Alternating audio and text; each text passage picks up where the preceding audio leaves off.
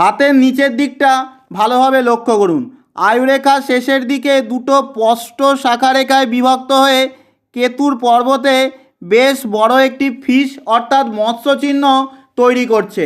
এই চিহ্ন ধনপ্রদায় চিহ্ন, জীবনে হঠাৎ শুভ পরিবর্তন নিয়ে আসে, সাধারণ মানুষকেও মহাধনী বানাতে পারে। ফিস যত বড় স্পষ্ট দোষহীন থাকবে তত বেশি অর্থ আমাদেরকে দেয়। এই হাতে কেতুর পর্বতে ফিসের সাথে সাথে একটি স্পষ্ট ত্রিভুজ চিহ্ন রয়েছে। কেতু ত্রিভুজ আর্থিক সমৃদ্ধি, দৈব ধন দেয়।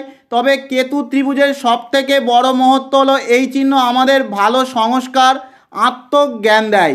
বৃহস্পতিতে ত্রিভুজ চিহ্ন থাকলেও বিভিন্ন বিষয়ে আমাদেরকে জ্ঞানী করে, কিন্তু কেতু ত্রিভুজ আত্মজ্ঞান, ঈশ্বরের অনুভূতি, চরম আধ্যাত্মিকতা দেয়।